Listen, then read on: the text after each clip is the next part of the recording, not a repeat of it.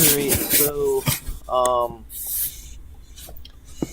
I'm gonna make this stream kinda like no more than half hour. Well actually first I wanna do an audio check. Um 1 sec.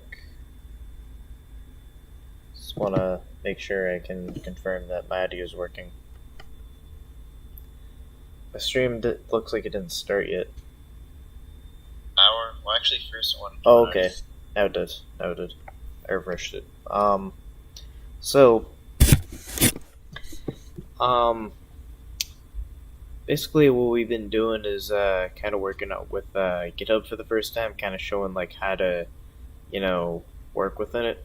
Now, and kind of how we've been going about that is using something that we've already built. So this is there was like a tutorial series, that we went through that we actually already did. But now I just applied. We just did that again. Only difference was we use GitHub. Now, um, there's kind of the next level of, of this is there is actually a project, kind of like an assignment almost, where instead of like a step-by-step tutorial, it just gives us the objectives of what, of the requirements of what you are to build, and we're supposed to build it up to satisfaction. And that's actually a huge thing in programming is building, uh, you know, um, like a program up to a certain amount of requirements. Um, so, and especially to use GitHub with that, which we're going to do. So that's kind of what we're going to be doing today. We're just starting, so I'm gonna make this tutorial pretty much no more than like a half hour. Um, but this is a survey form, so let's just go through it. Build a survey form. Build an app that is functionally similar to this. So let's check this out. So we're basically gonna build something that's gonna look pretty much exactly like this. This is what we're gonna be building. And instead of building it like where it's like a step-by-step tutorial, we're gonna build it where we just have the goal and a certain set of requirements. So let's go through set of requirements. It says user stories. To be 100% honest, I'm not sure if that's like a term. I'll look it up really quick. So we'll find out together. User stories.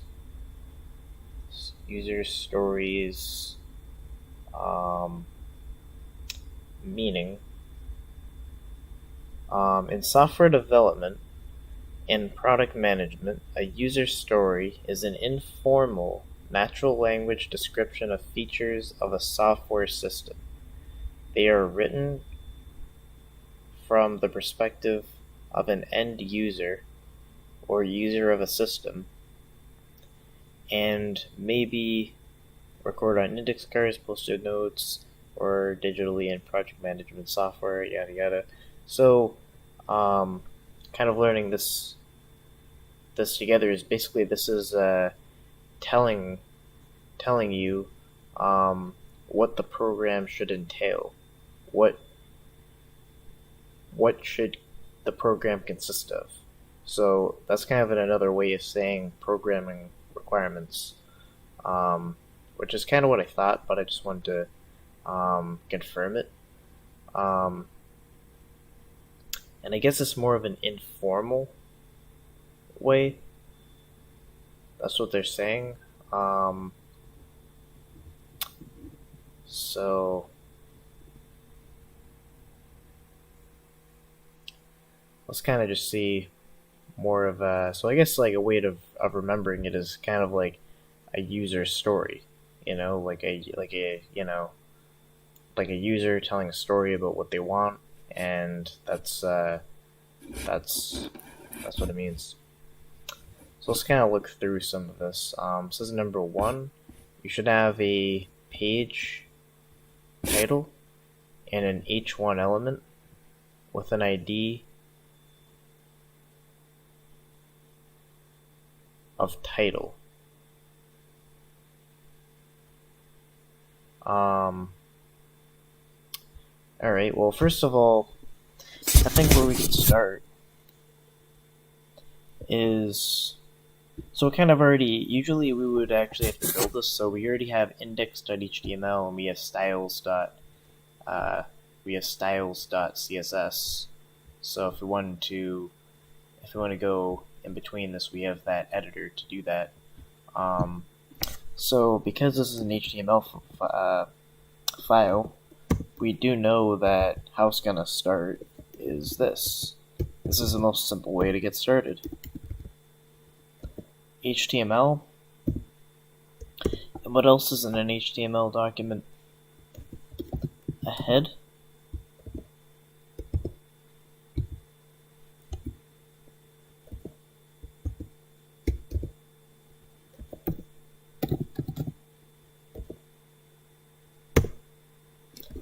And body.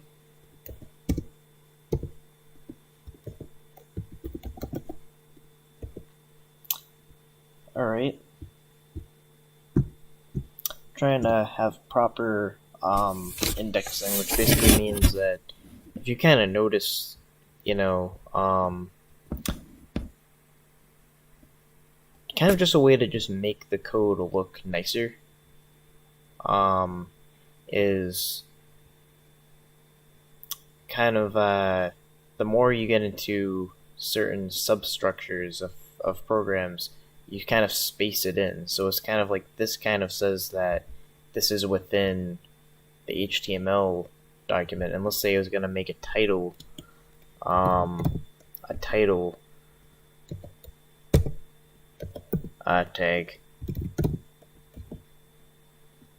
I would have that spaced within the head tag. And I don't have to, it'll work. But what that's kind of saying is the title is within the head element, which is within the HTML element, so that you can just kind of read it, and it's honestly no more different than, imagine like an essay that's like spaced with paragraphs rather than just everything typed with absolutely no spacing or anything, and it was just like a giant paragraph. Instead, a better essay would be, multiple paragraphs, and however you do it, but it literally is just to make it look clearer. But yeah, so we kind of just got started. And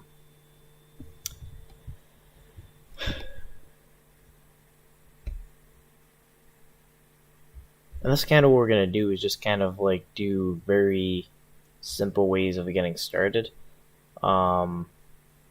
Just kind of seeing what we can kind of look at a little bit.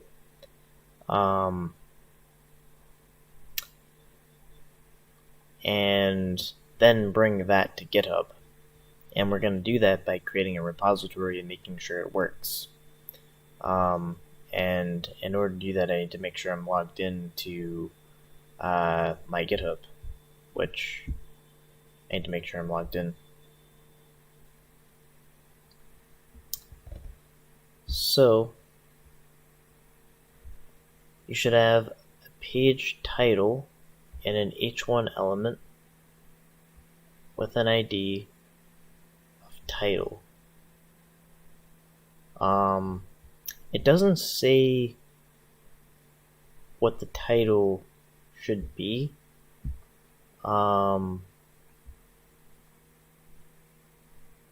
So, because what the title is the title is something that will show up here. So if I made the title this website, it would say this website right here. So I'm gonna kind of chill out with that for now, but it's saying you should have a page title in an H1 element. So anything like an H1 element is gonna go in the body.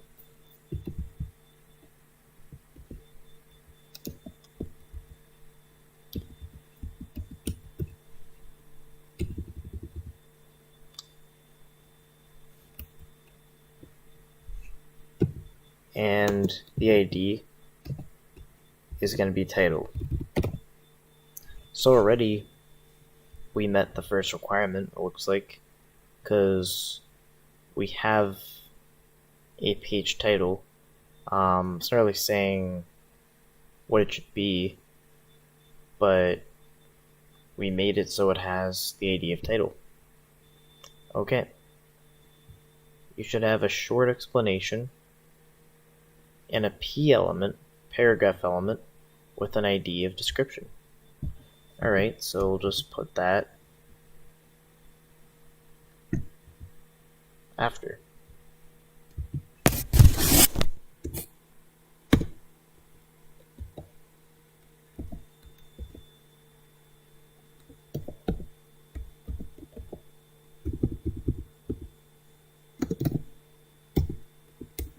So ID description.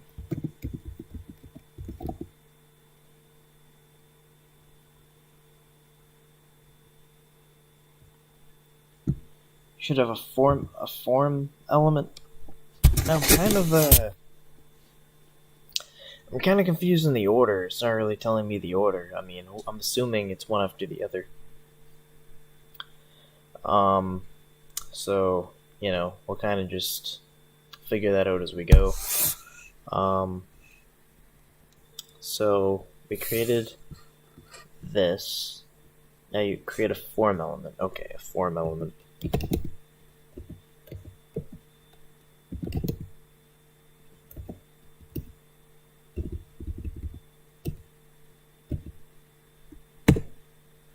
Alright. And it's going to have the ID of survey form. So let's copy it to an exact, just to make things easier. So I could type it in, but I'm gonna copy and paste it in. Alright, so it looks like so far we got the first 3 down.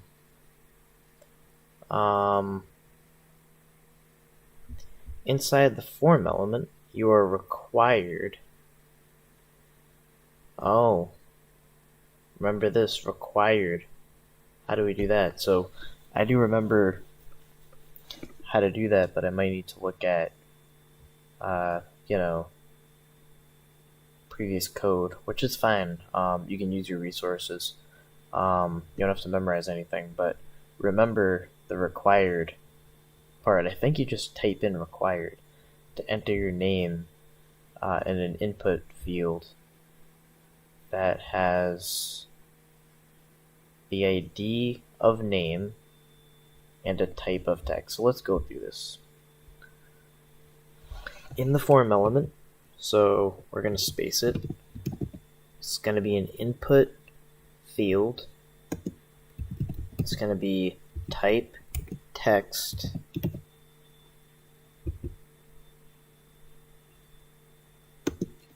It's going to have an ID of name.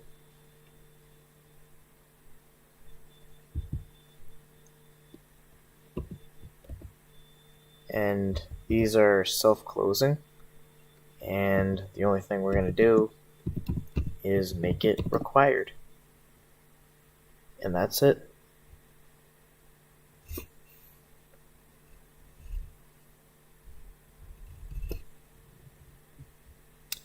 Number 5.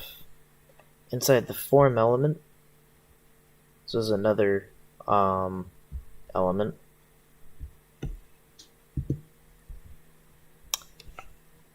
another input element.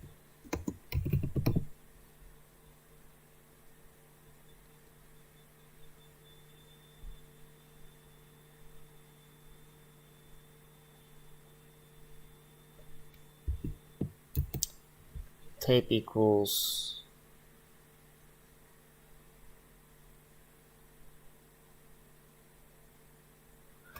are they saying it's a text?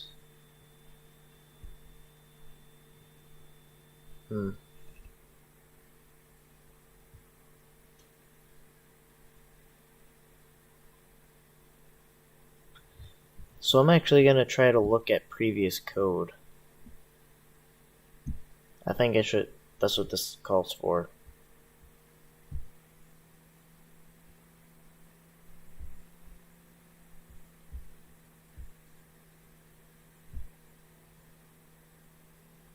Oh. I think I gotta log into my actual GitHub account.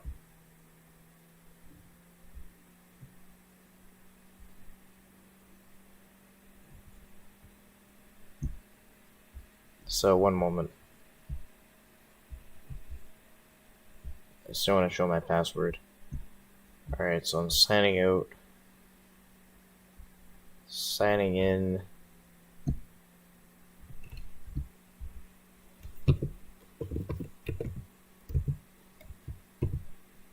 To my MVCap code, GitHub.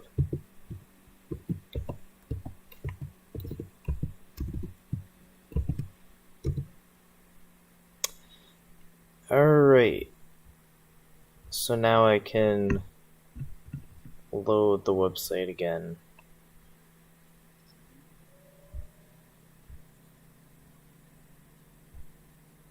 I think it's right here. There we are. So let's go through this. So, repositories, the registration form, index.html,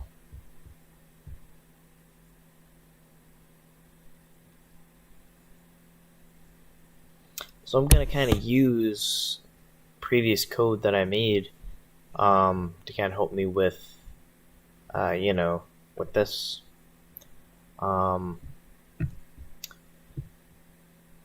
So something I'm trying to find out is, okay, so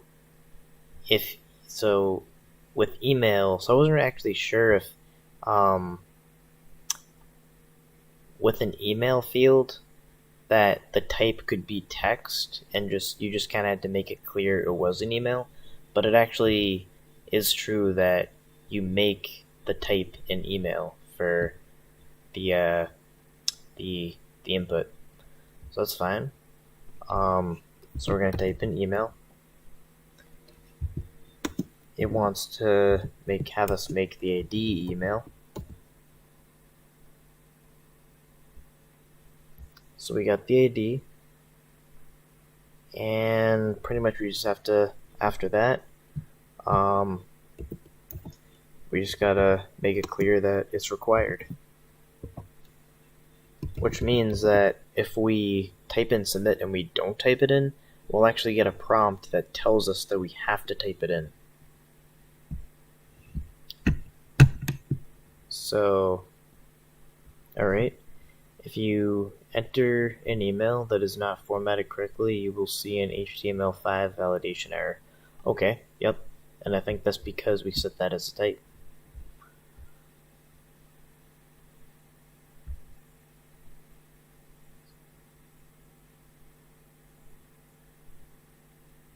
Inside the form, you can enter a number and an input field that has an ID of number.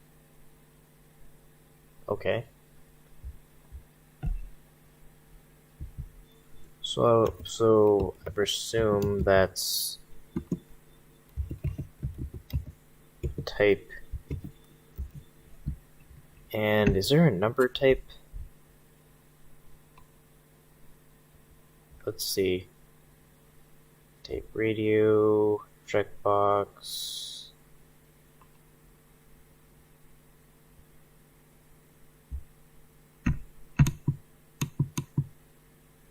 name type. That's strange. But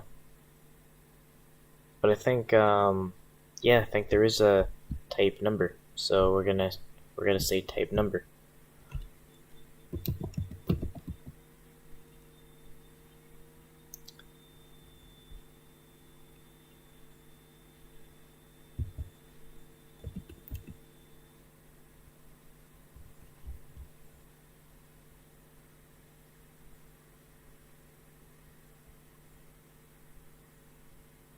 And its ID is gonna be number. I think that's what it's saying.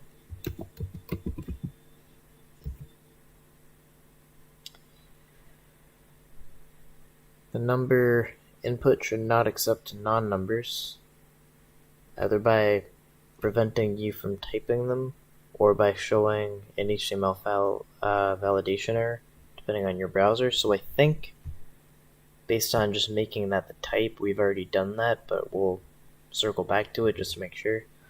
If that's not true, all right. Okay, this is another thing. Let's actually go back to this.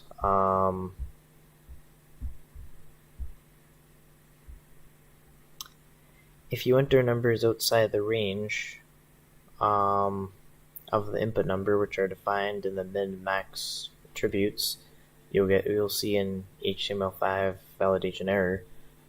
It's not telling us what the min and max is, I don't think.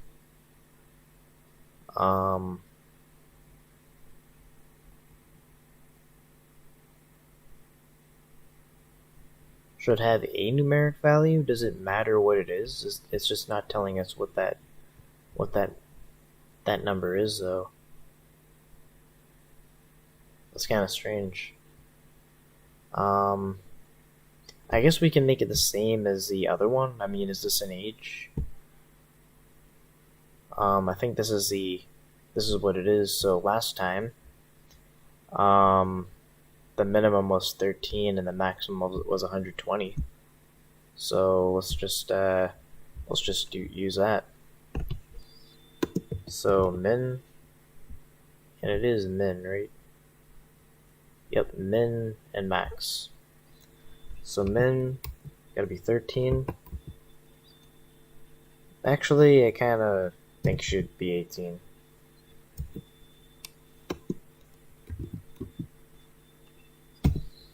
And max 120.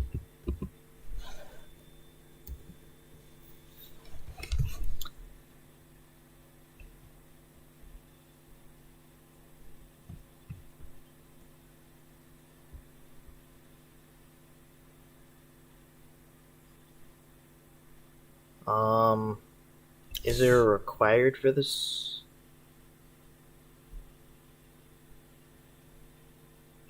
Has an HTML number. The number should not accept non-numbers. Prevent you from typing it in. I don't see a required part. So I'm not gonna type in required.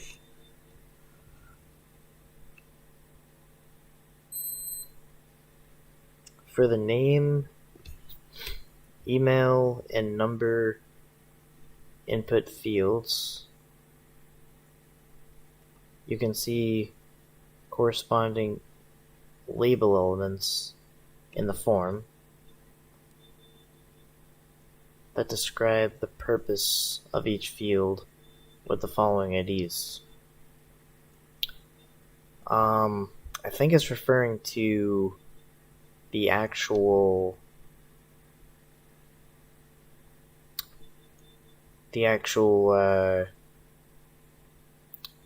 code. I mean the actual result.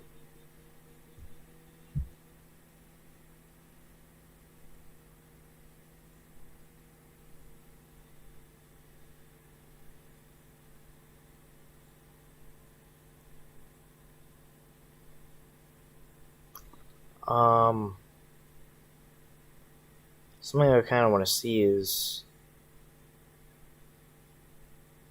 Yeah, so for this, so if you remember how labels worked, is you have a label for this, and that would correspond to the ID of an input element.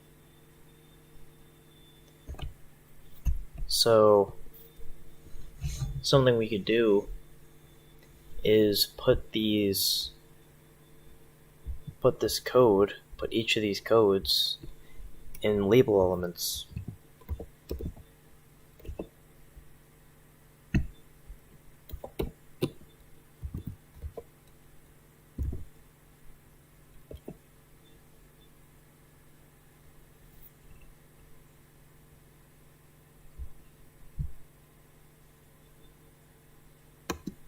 And then for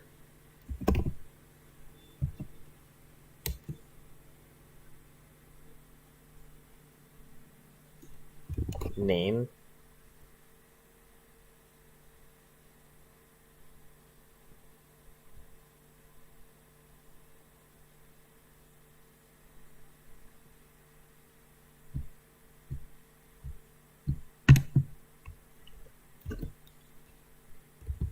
here's another label element for what's the ID? It's email. So type in email.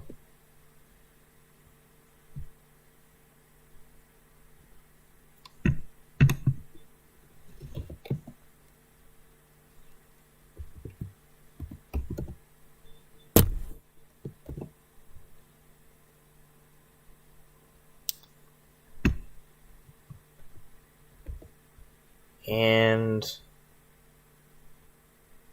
for this is going to be label for number, because that's the ID.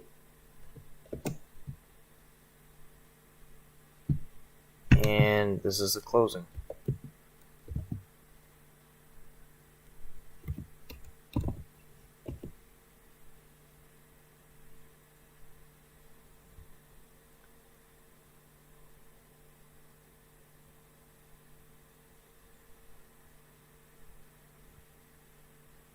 You can see the corresponding label elements in the form that describe the purpose of each with the following IDs.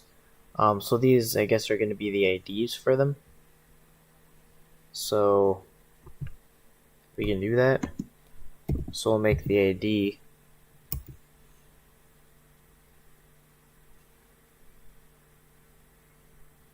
number label.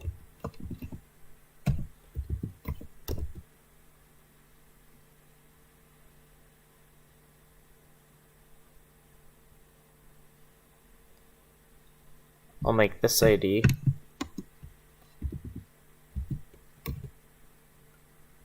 email label.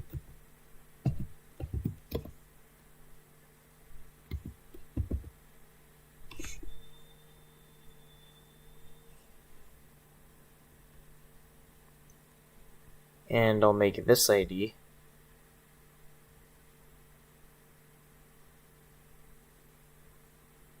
name label.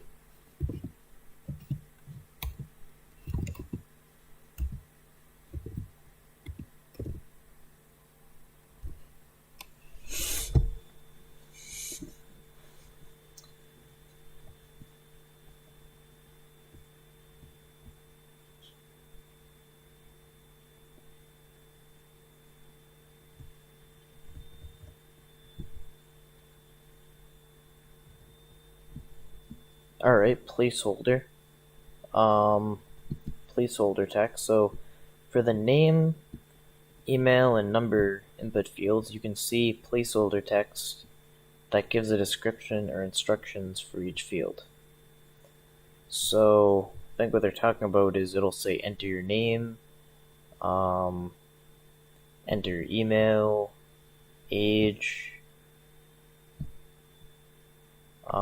So from what I remember, how to do that is you literally just type in placeholder equals such and such. So I'm not sure if we have that here.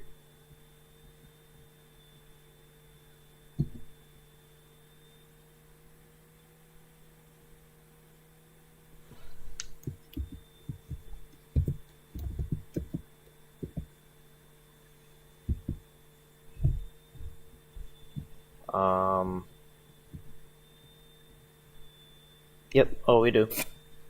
So yeah, so in the bio one, so it's placeholder equals whatever you would type in. So when you see this kind of ghostly text that tells you kind of what to type in, that's done by the placeholder attribute, which we have here. So it's just placeholder equals whatever it is you want.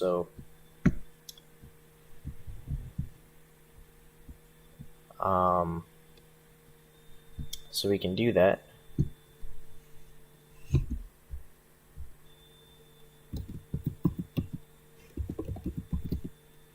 Placeholder equals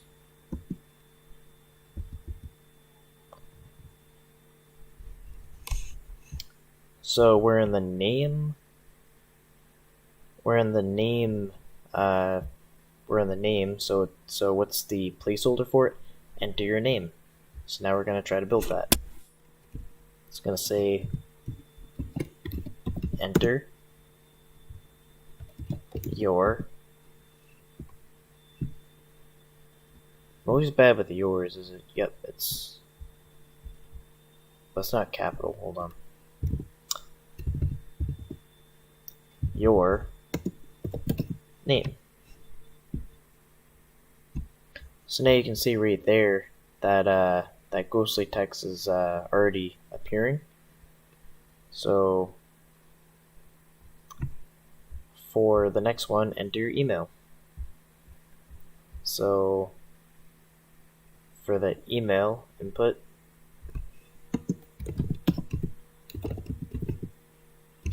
placeholder, enter your email.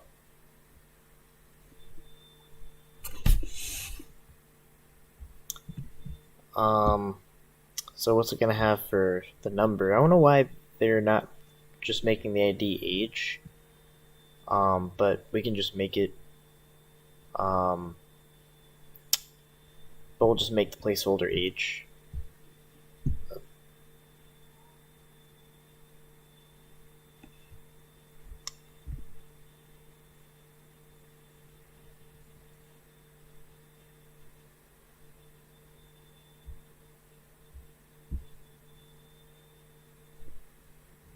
So the placeholder for this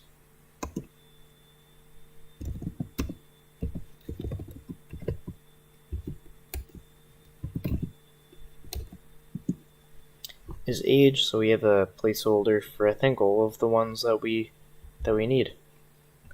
Alright, there we go.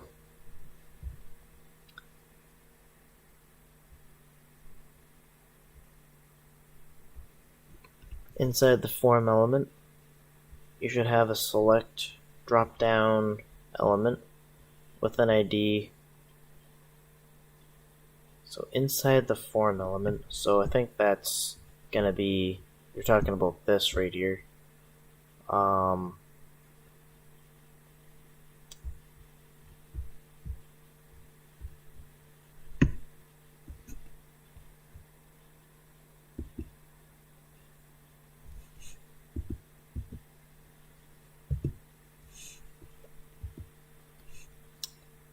But I feel like there should be a label for this.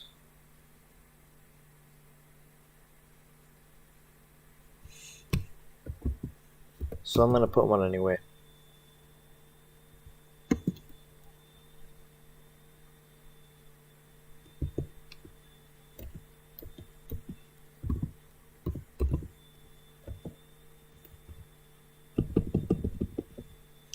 Then this is gonna be a select element.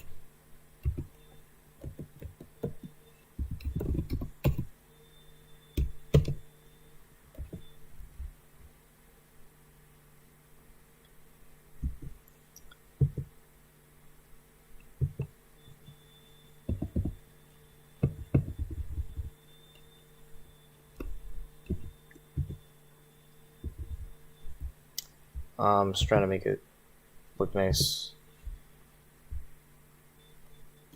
And I believe it's option.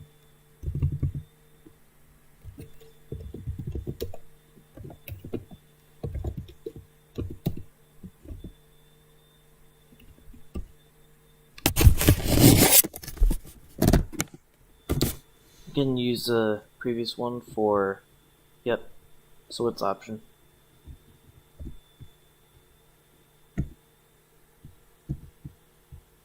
So how many options? And again, I think it's going to have an option for the default value. So select the current role. That one is going to be, that's going to be an option, but we're going to make that default value blank, so that if someone selects it, that's kind of equivalent to nothing because it doesn't really mean anything. And select current role.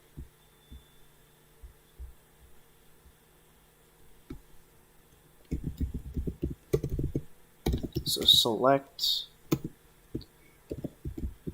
current role. Alright.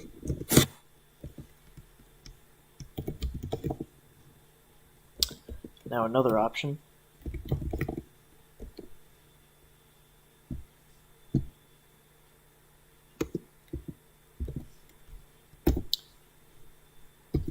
I'm not sure if they can mention starting from 0 or 1.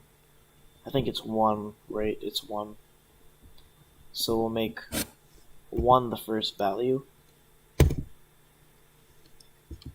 And what is the first option? Student.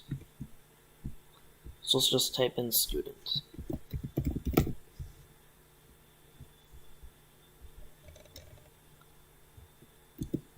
Copy, paste, make the value 2. And what is the next?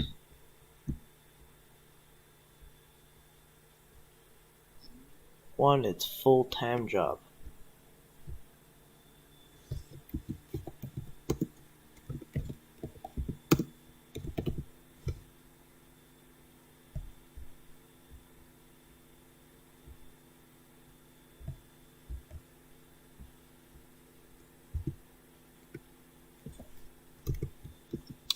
Alright, here's another one.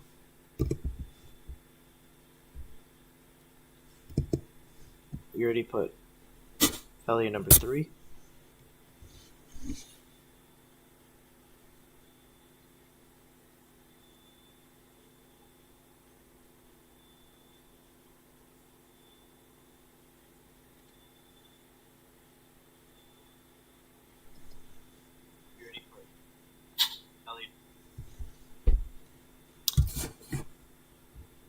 And what is the third option?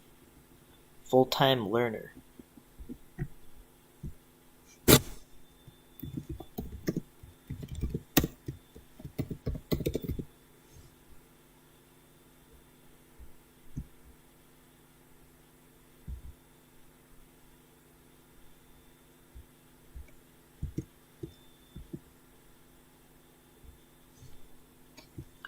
Still another one. And what's the next one? Prefer not to say.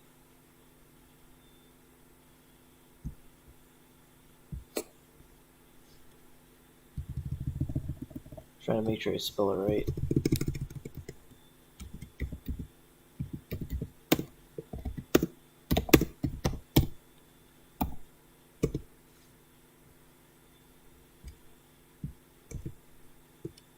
I think there's another one. And other. So other is the last one. So we're going to make that value 5. And it's going to be just other.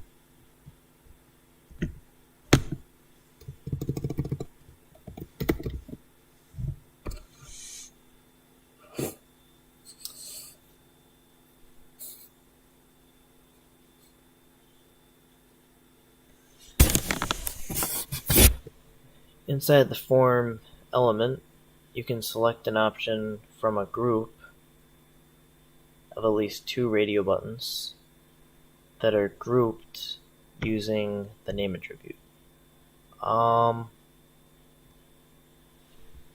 Let's see how much time we're at. Oh, 40 minutes already.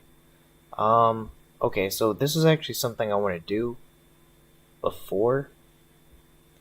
I want to save our work. So how we're going to do that is we're going to create a repository. I'm going to create a repository, and it's going to be called the Free Code Camp Survey Project.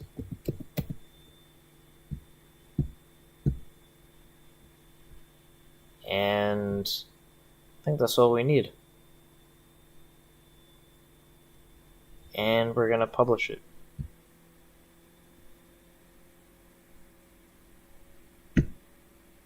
I didn't want to keep the code private. I'm going to do that.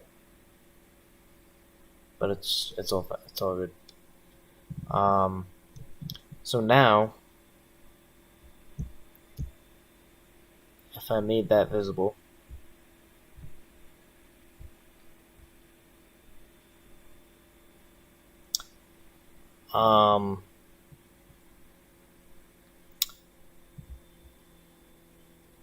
what I'm gonna do is, well, actually, we'll go back to GitHub.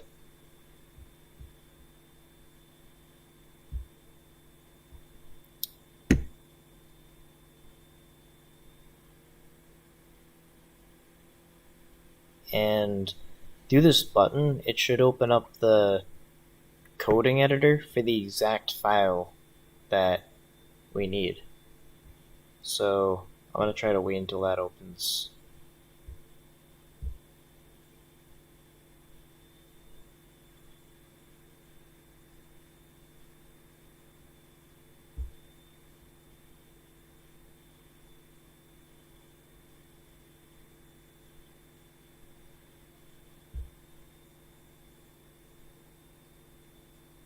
Alright.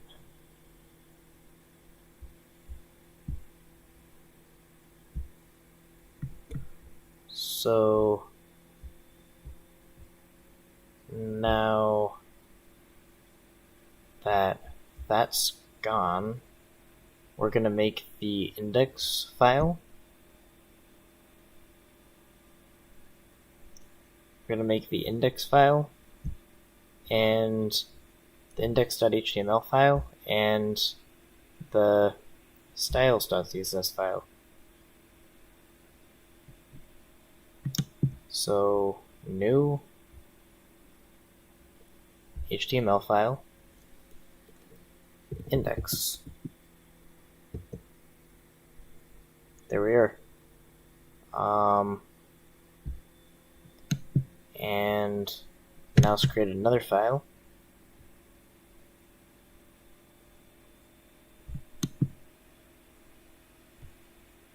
Styles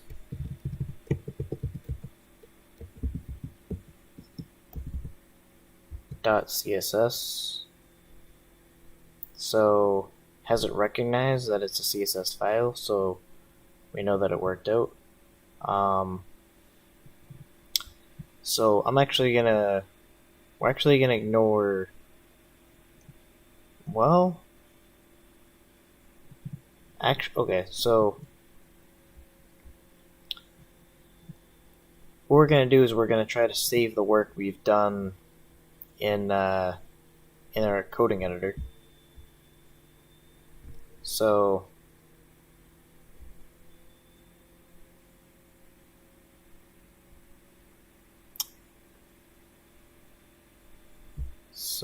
let's copy.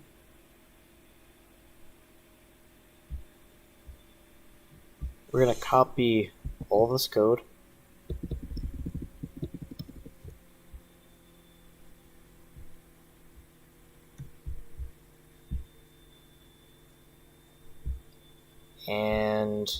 paste it. We're actually gonna paste it here and just see what happens. So this is all the code we worked on.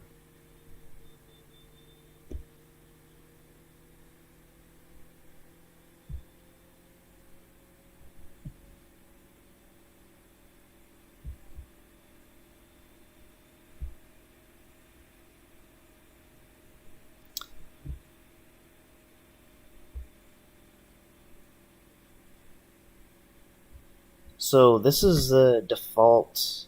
So when you create an HTML document in IntelliJ IDEA, the coding editor, it actually sets up the basics of it. So I kind of want to incorporate some of that. So we should kind of have this for good practice to let us know it's a HTML type.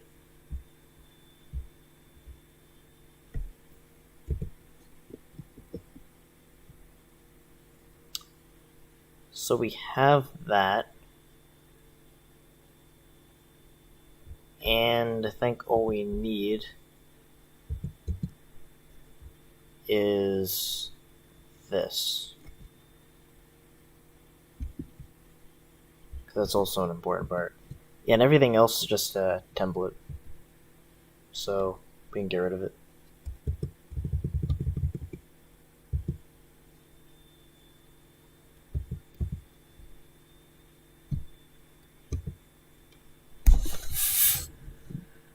So, for now, I think we're good. We're gonna save it. And let's go back to GitHub desktop.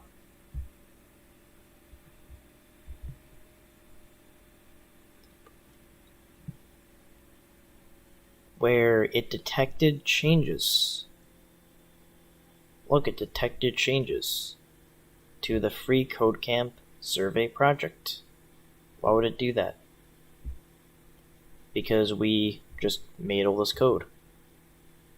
So it's detecting changes in our local system. So we want this code to be published. We want this code to be kind of put into our workspace in GitHub. So how we're going to do this is make a commit. Starter. I'm just going to call it starter code for FreeCodeCamp survey project.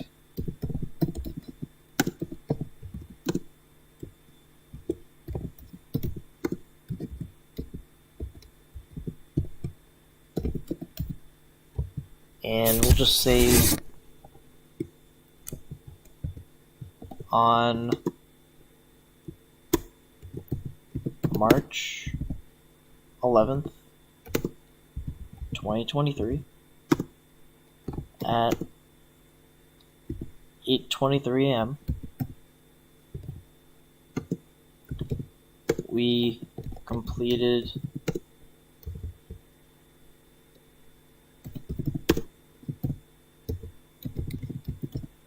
starter code for the FreeCodeCamp survey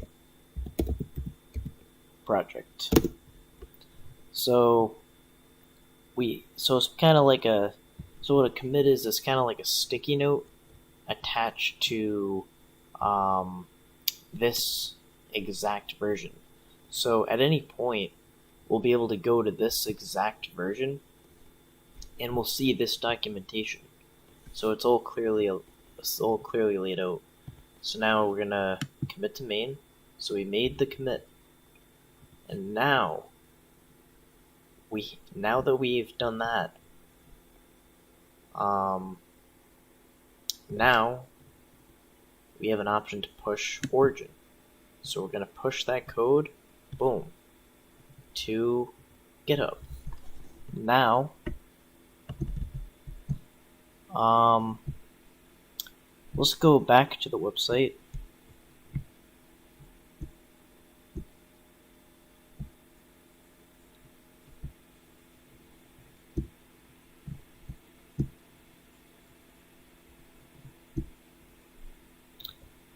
And let's see, let's check out our repositories. Let's see if we got it. 6 repositories. Oh look, the Free Code Camp Survey Project, the thing we're working on. And again, I did not create this at all on the website, so it's directly pushing from that software.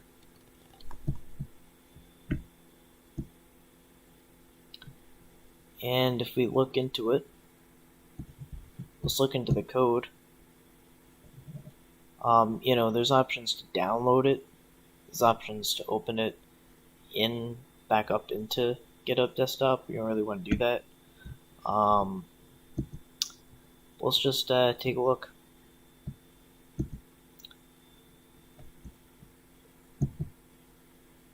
There's our code.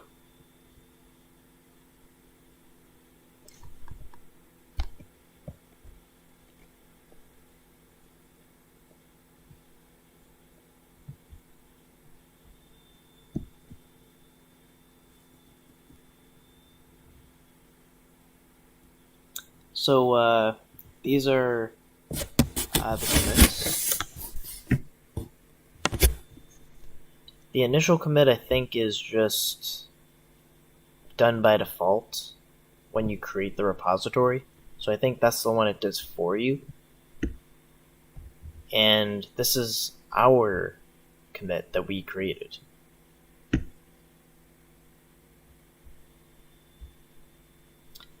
And, it says our note. It says, start a code for Free Code Camp survey project on March 11th, 2023.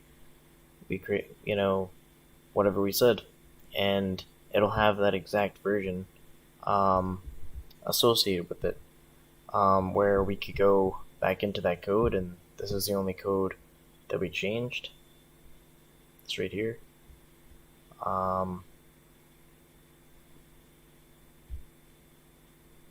And there it is.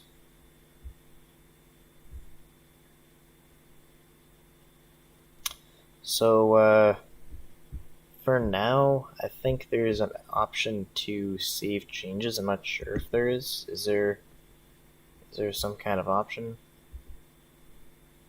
I would hope there is. I mean, we don't need an option, but let's see, console.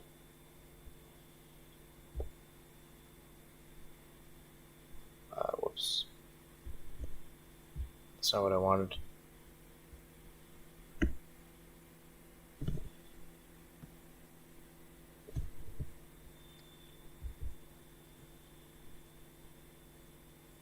Save your code. Okay, so code was saved to the database. It'll be here when we return. So then when we come back, we can continue working on it. But then the goal is going to be to create a site like this that meets the requirements of the user story. And I think that's all.